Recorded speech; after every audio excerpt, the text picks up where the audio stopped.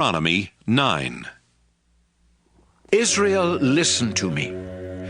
You will soon cross the Jordan River and go into the land to force out the nations that live there. They are more powerful than you are, and the walls around their cities reach to the sky.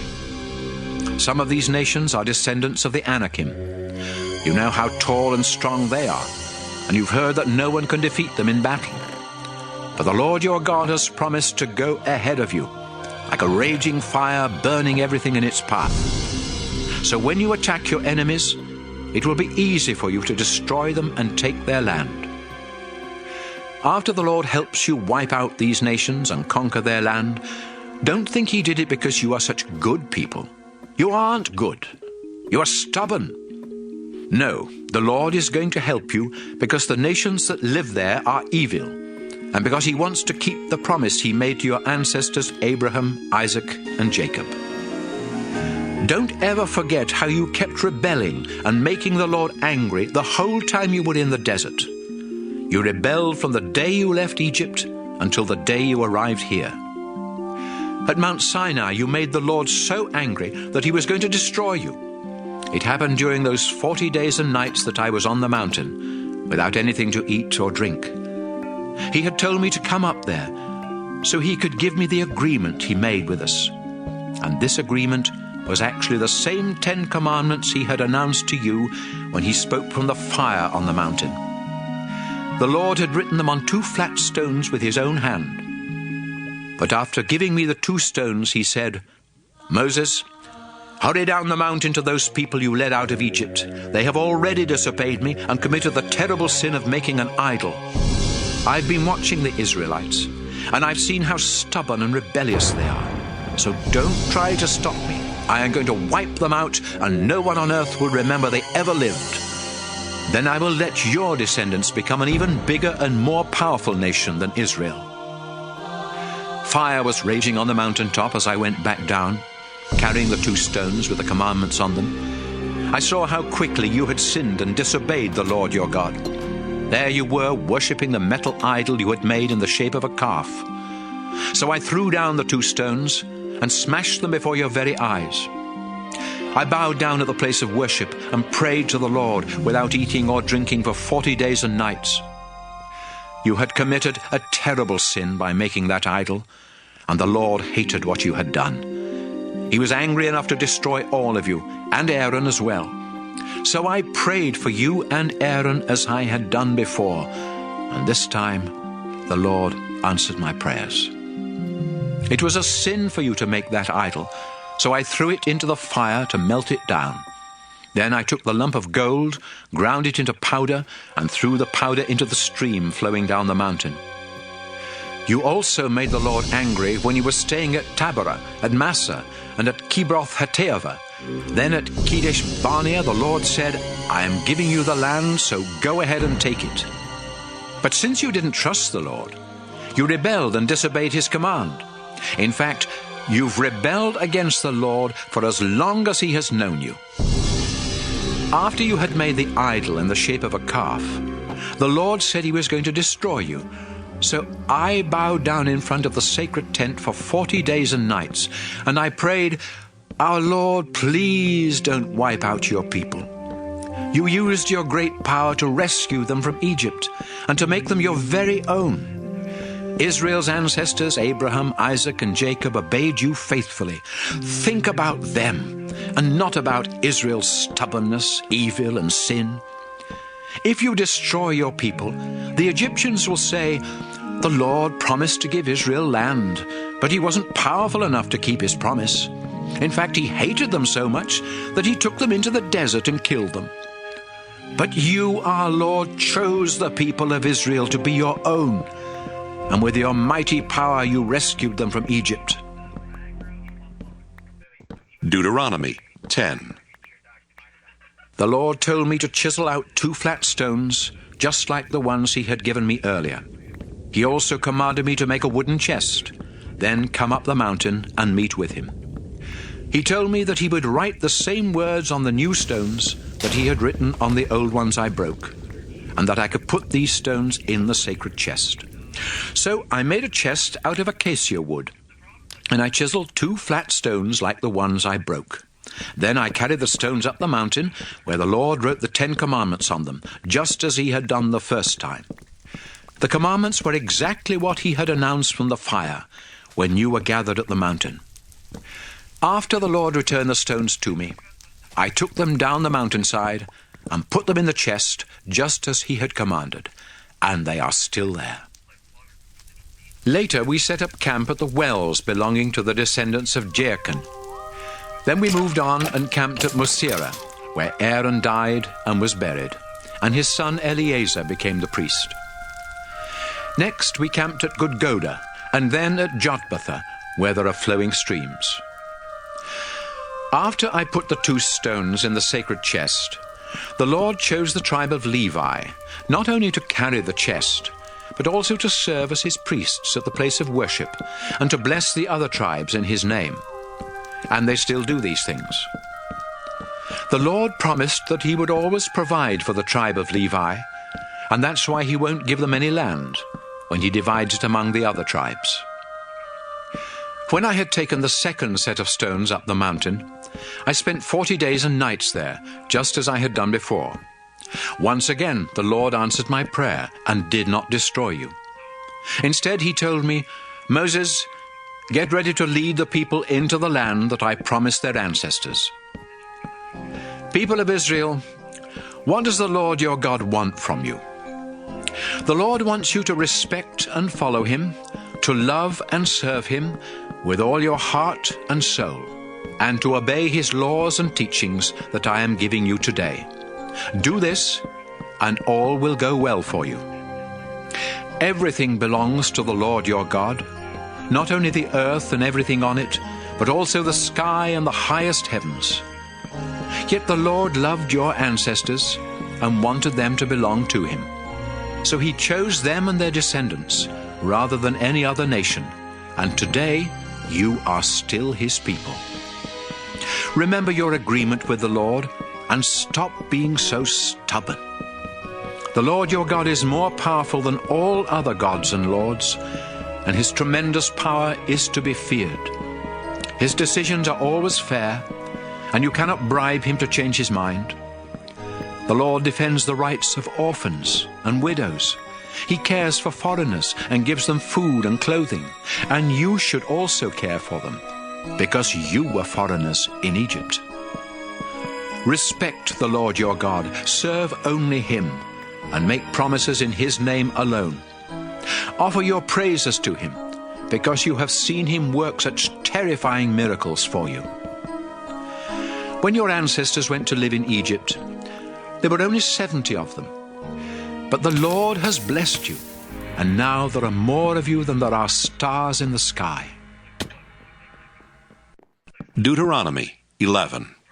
The Lord is your God, so you must always love him and obey his laws and teachings. Remember, he corrected you and not your children. You are the ones who saw the Lord use his great power when he worked miracles in Egypt, making terrible things happen to the king and all his people. And when the Egyptian army chased you in their chariots, you saw the Lord drown them and their horses in the Red Sea. Egypt still suffers from that defeat.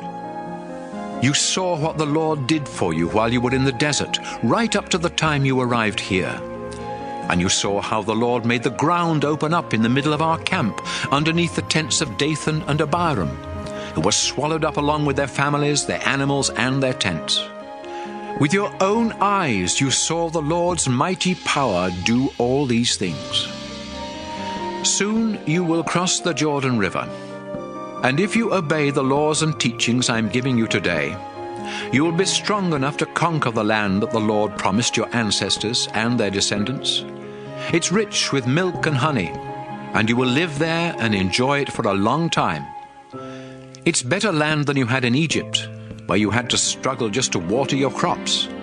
But the hills and valleys in the promised land are watered by rain from heaven, because the Lord your God keeps his eye on this land and takes care of it all year long. The Lord your God commands you to love him and to serve him with all your heart and soul. If you obey him, He will send rain at the right seasons, so you will have more than enough food, wine, and olive oil, and there will be plenty of grass for your cattle. But watch out! You will be tempted to turn your backs on the Lord, and if you worship other gods, the Lord will become angry and keep the rain from falling. Nothing will grow in your fields, and you will die and disappear from the good land that the Lord is giving you. Memorize these laws and think about them. Write down copies and tie them to your wrists and your foreheads to help you obey them. Teach them to your children. Talk about them all the time, whether you are at home or walking along the road or going to bed at night or getting up in the morning. Write them on the door frames of your homes and on your town gates. Then you and your descendants will live a long time in the land that the Lord promised your ancestors. Your families will live there as long as the sky is above the earth. Love the Lord your God and obey all the laws and teachings that I'm giving you today. If you live the way the Lord wants, He will help you take the land. And even though the nations there are more powerful than you, the Lord will force them to leave when you attack. You will capture the land everywhere you go, from the southern desert to the Lebanon mountains, and from the Euphrates River west to the Mediterranean Sea. No one will be able to stand up to you. The Lord will make everyone terrified of you, just as He promised. You have a choice. Do you want the Lord to bless you, or do you want Him to put a curse on you?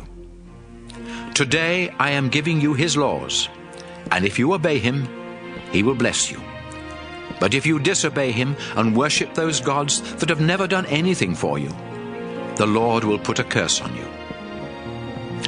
After the Lord your God helps you take the land, you must have a ceremony where you announce His blessings from Mount Gerizim and His curses from Mount Ebal. You know that these two mountains are west of the Jordan River, in land now controlled by the Canaanites living in the Jordan River Valley. The mountains are west of the road near the sacred trees of Moreh on the other side of Gilgal. Soon you will cross the Jordan River to conquer the land that the Lord your God is giving you. And when you have settled there, be careful to obey His laws and teachings that I am giving you today. Deuteronomy 12. Now I'll tell you the laws and teachings that you have to obey as long as you live. Your ancestors worshipped the Lord, and He is giving you this land. But the nations that live there worship other gods. So after you capture the land, you must completely destroy their places of worship, on mountains and hills or in the shade of large trees. Wherever these nations worship their gods, you must tear down their altars, break their sacred stones, burn the sacred poles used in worshipping the goddess Asherah, and smash their idols to pieces. Destroy these places of worship so completely that no one will remember they were ever there. Don't worship the Lord your God in the way those nations worship their gods. Soon you will cross the Jordan, and the Lord will help you conquer your enemies and let you live in peace there in the land He has given you. But after you are settled, life will be different. You must not offer sacrifices just anywhere you want to. Instead, the Lord will choose a place somewhere in Israel where you must go to worship Him.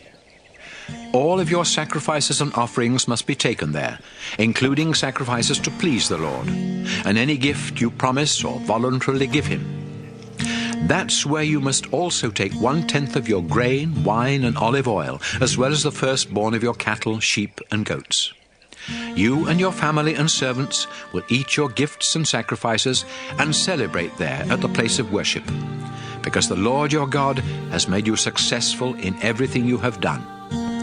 And since Levites will not have any land of their own, you must ask some of them to come along and celebrate with you. Sometimes you may want to kill an animal for food and not as a sacrifice. If the Lord has blessed you and given you enough cows or sheep or goats, then you can butcher one of them where you live. You can eat it just like the meat from a deer or gazelle that you kill when you go hunting. And even those people who are unclean and unfit for worship can have some of the meat. But you must not eat the blood of any animal. Let the blood drain out on the ground.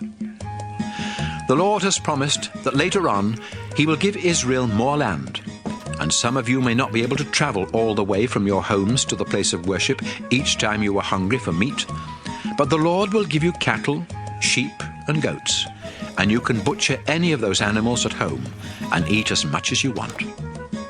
It is the same as eating the meat from a deer or a gazelle that you kill when you go hunting. And in this way, anyone who is unclean and unfit for worship can have some of the meat. But don't eat the blood. It is the life of the animal, so let it drain out on the ground before you eat the meat. Do you want the Lord to make you successful? Do you want your children to be successful even after you are gone? Then do what pleases the Lord, and don't eat blood. All sacrifices and offerings to the Lord must be taken to the place where he chooses to be worshipped.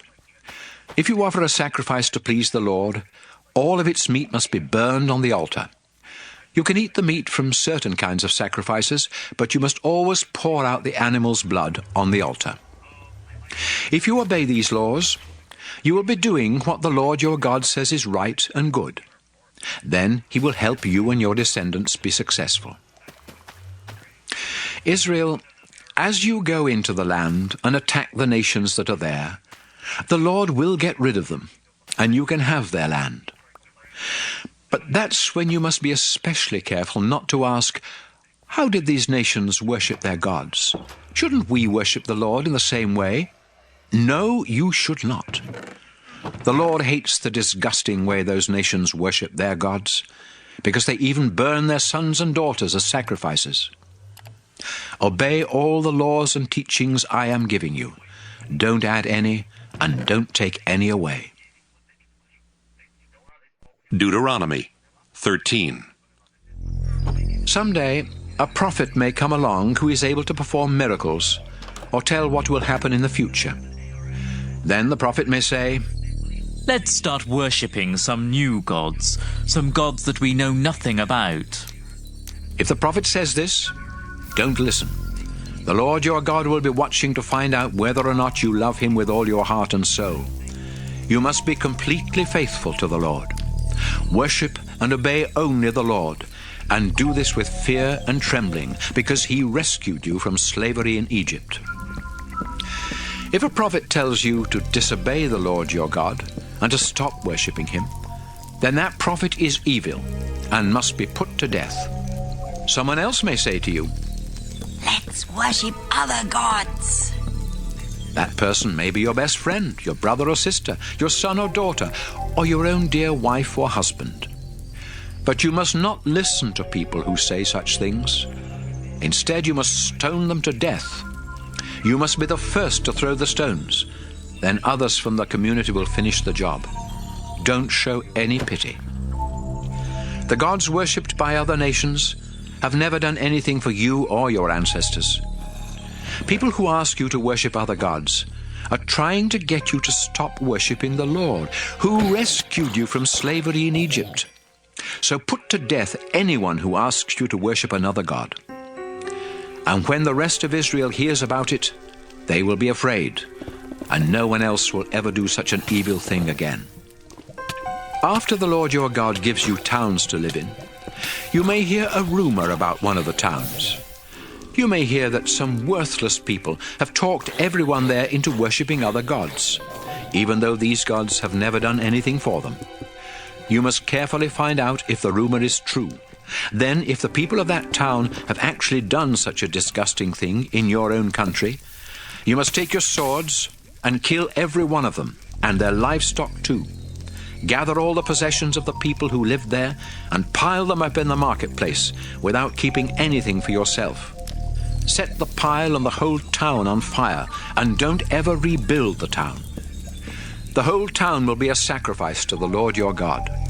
Then he won't be angry anymore, and he will have mercy on you and make you successful just as he promised your ancestors.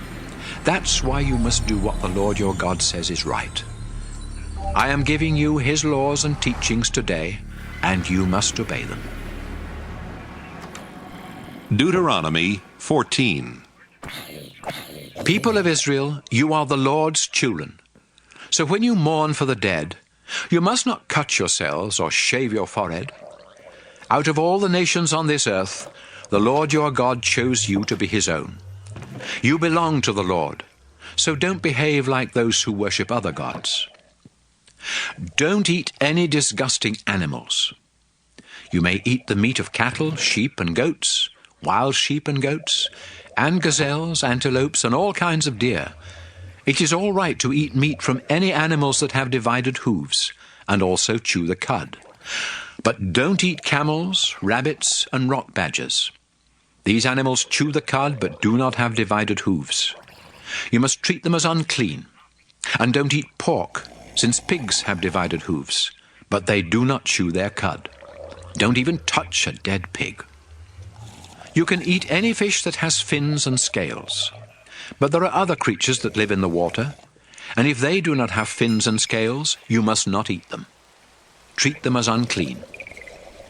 You can eat any clean bird, but don't eat the meat of any of the following birds: eagles, vultures, falcons, kites, ravens, ostriches, owls, seagulls, hawks, pelicans, ospreys, cormorants, storks, herons, and hoopoes. You must not eat bats. Swarming insects are unclean, so don't eat them. However, you are allowed to eat certain kinds of winged insects. You belong to the Lord your God, so if you happen to find a dead animal, don't eat its meat. You may give it to foreigners who live in your town, or sell it to foreigners who are visiting your town. Don't boil a young goat in its mother's milk. People of Israel, every year you must set aside 10% of your grain harvest. Also set aside 10% of your wine and olive oil, and the firstborn of every cow, sheep, and goat. Take these to the place where the Lord chooses to be worshipped, and eat them there. This will teach you to always respect the Lord your God. But suppose you can't carry that 10% of your harvest to the place where the Lord chooses to be worshipped.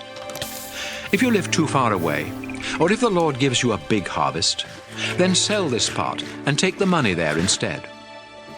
When you and your family arrive, spend the money on food for a big celebration. Buy cattle, sheep, goats, wine, beer, and if there are any other kinds of food that you want, buy those too.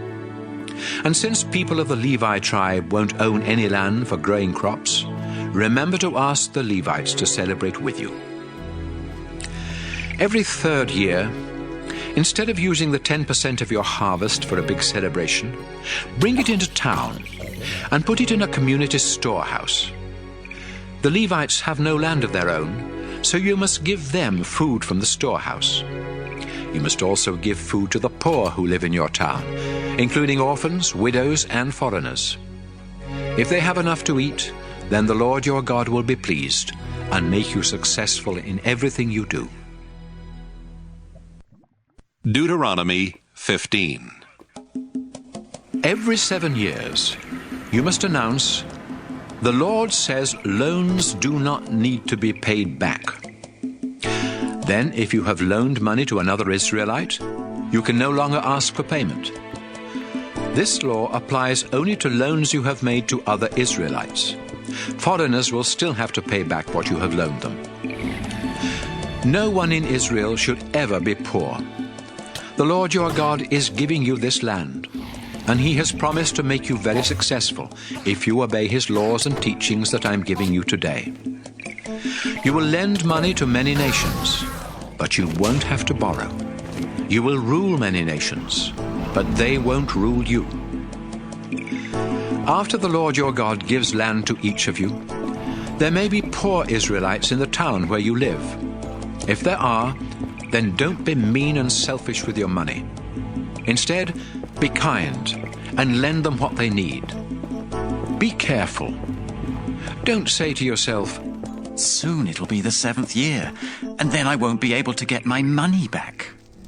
It would be horrible for you to think that way and to be so selfish that you refuse to help the poor.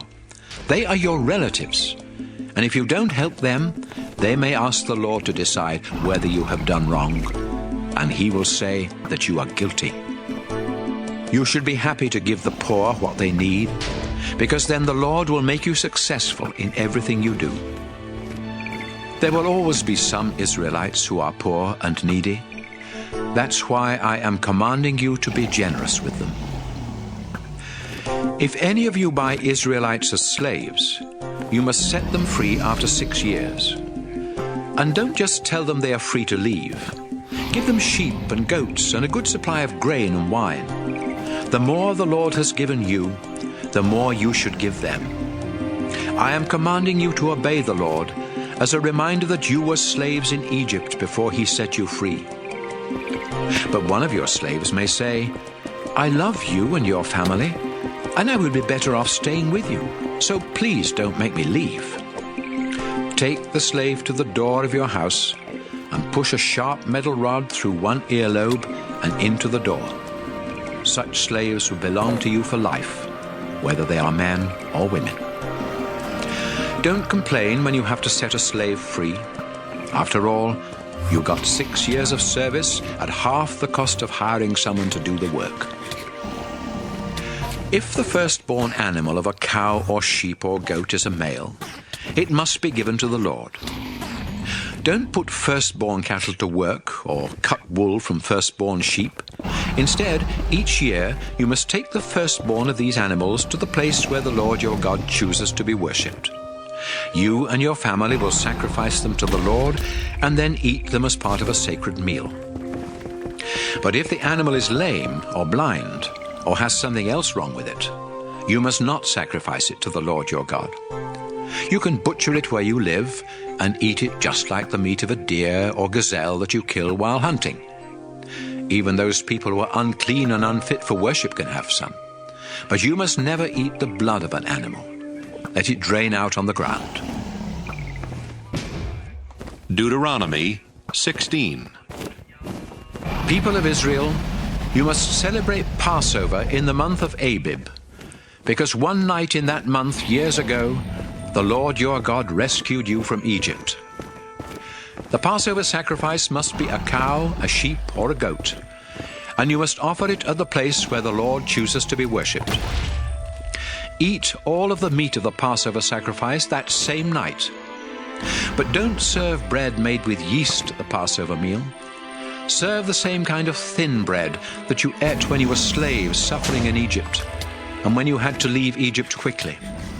As long as you live, this thin bread will remind you of the day you left Egypt. For 7 days following Passover, don't make any bread with yeast. In fact, there should be no yeast anywhere in Israel. Don't offer the Passover sacrifice in just any town where you happen to live. It must be offered at the place where the Lord chooses to be worshipped. Kill the sacrifice at sunset, the time of day when you left Egypt.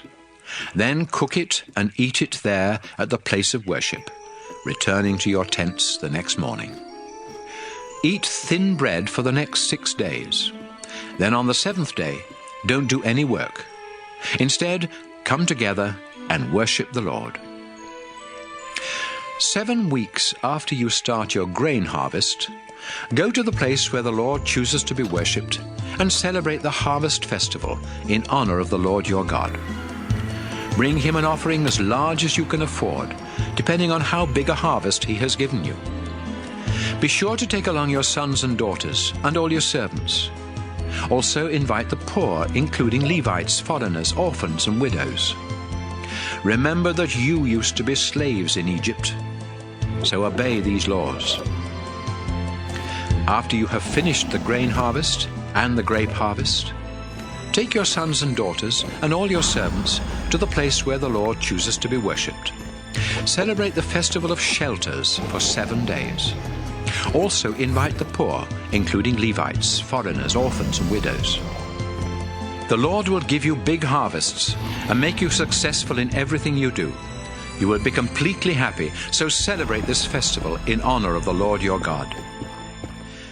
Each year there are 3 festivals when all Israelite men must go to the place where the Lord chooses to be worshipped. These are the festival of thin bread, the harvest festival, and the festival of shelters. And don't forget to take along a gift for the Lord. The bigger the harvest the Lord gives you, the bigger your gift should be. After you are settled in the towns that you will receive from the Lord your God, The people in each town must appoint judges and other officers. Those of you that become judges must be completely fair when you make legal decisions, even if someone important is involved. Don't take bribes to give unfair decisions. Bribes keep people who are wise from seeing the truth and turn honest people into liars. People of Israel, if you want to enjoy a long and successful life, make sure that everyone is treated with justice in the land that the Lord is giving you. When you build the altar for offering sacrifices to the Lord your God, don't set up a sacred pole for the worship of the goddess Asherah. And don't set up a sacred stone. The Lord hates these things.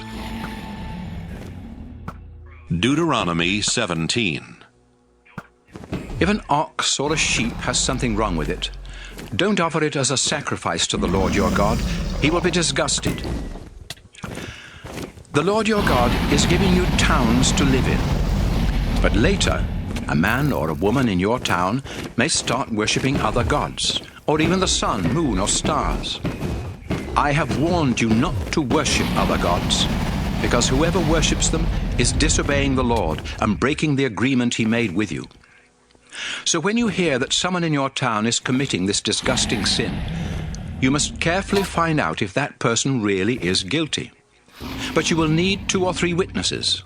One witness isn't enough to prove a person guilty. Get rid of those who are guilty of such evil. Take them outside your town gates and have everyone stone them to death. But the witnesses must be the first to throw stones. It may be difficult to find out the truth in some legal cases in your town. You may not be able to decide if someone was killed accidentally or murdered. Or you may not be able to tell whether an injury or some property damage was done by accident or on purpose. If the case is too difficult, take it to the court at the place where the Lord your God chooses to be worshipped. This court will be made up of 1 judge and several priests who serve at the Lord's altar. They will explain the law to you and give you their decision about the case. Do exactly what they tell you, or you will be put to death. When other Israelites hear about it, they will be afraid and obey the decisions of the court. People of Israel, after you capture the land the Lord your God is giving you, and after you settle on it, you will say, "We want a king, just like the nations around us." Go ahead and appoint a king, but make sure that he is an Israelite and that he is the one the Lord has chosen. The king should not have many horses, especially those from Egypt. The Lord has said never to go back there again. And the king must not have a lot of wives. They might tempt him to be unfaithful to the Lord. Finally, the king must not try to get huge amounts of silver and gold. The official copy of God's laws will be kept by the priests of the Levi tribe. So, as soon as anyone becomes king, he must go to the priests and write out a copy of these laws while they watch. Each day the king must read and obey these laws, so that he will learn to worship the Lord with fear and trembling, and not think that he's better than everyone else. If the king completely obeys the Lord's commands, he and his descendants will rule Israel for many years. Deuteronomy 18. The people of the Levi tribe, including the priests, will not receive any land. Instead, they will receive part of the sacrifices that are offered to the Lord, because he has promised to provide for them in this way. When you sacrifice a bull or sheep, the priests will be given the shoulder, the jaws, and the stomach. In addition, they will receive the first part of your grain harvest, and part of your first batches of wine and olive oil. You must also give them the first wool that is cut from your sheep each year. Give these gifts to the priests, because the Lord has chosen them and their descendants out of all the tribes of Israel to be his special servants at the place of worship. Any Levite can leave his hometown and go to the place where the Lord chooses to be worshipped, and then be a special servant of the Lord there, just like all the other Levites. Some Levites may have money from selling family possessions, and others may not. But all the Levites serving at the place of worship will receive the same amount of food from the sacrifices and gifts brought by the people. Soon you will go into the land that the Lord your God is giving you. The nations that live there do things that are disgusting to the Lord, and you must not follow their example.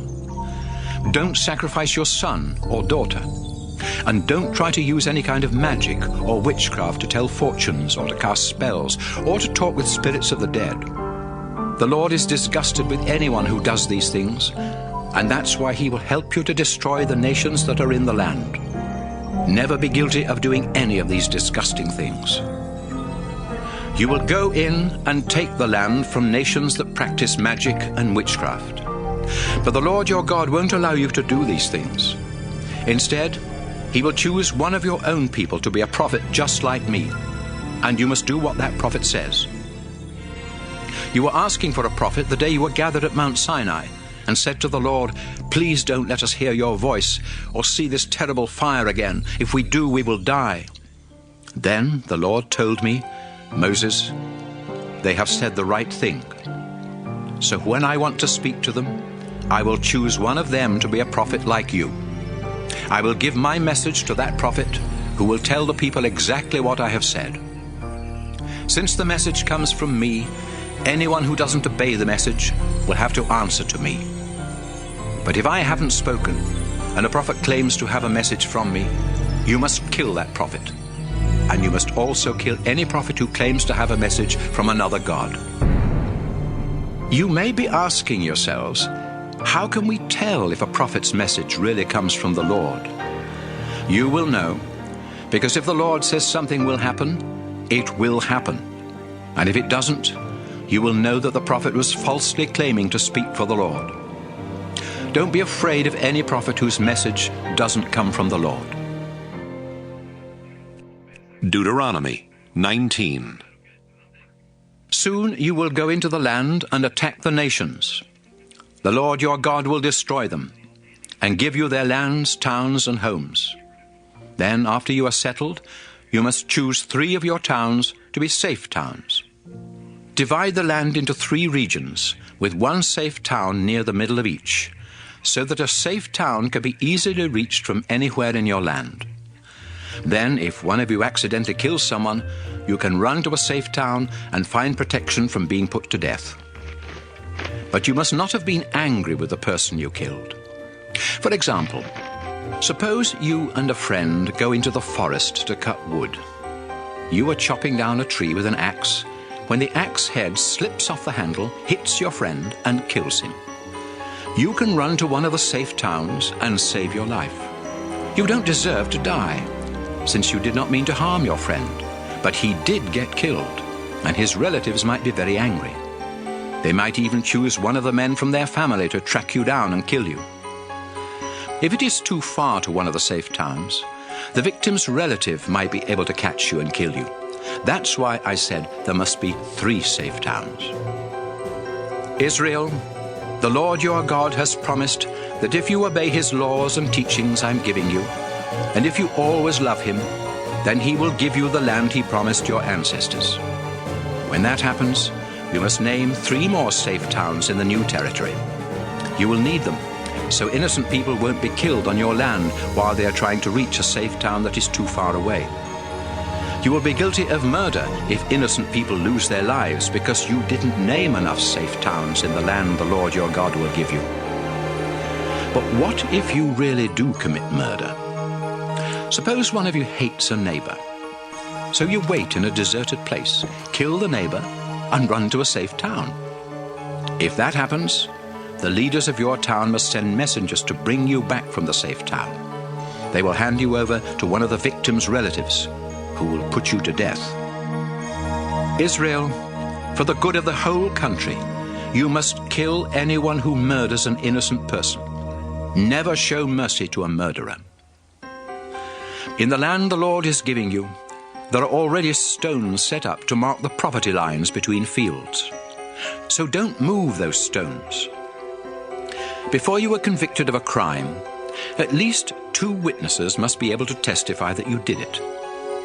If you accuse someone of a crime, but seem to be lying, then both you and the accused must be taken to the court at the place where the Lord is worshipped.